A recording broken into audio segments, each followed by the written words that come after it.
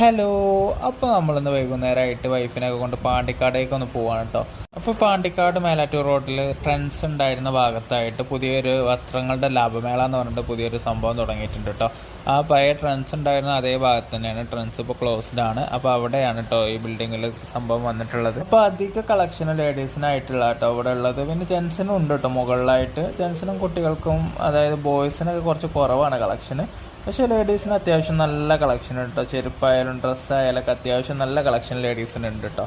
അപ്പോൾ അത്യാവശ്യം നമുക്ക് പുറത്തേക്കൊക്കെ പോകുമ്പോൾ ഇടാൻ പറ്റിയ അല്ലെങ്കിൽ വീട്ടിൽ നിന്നൊക്കെ ഇടാൻ പറ്റിയ അത്യാവശ്യം നല്ല ഡ്രസ്സുകൾ ഇവിടെ ഉണ്ട്.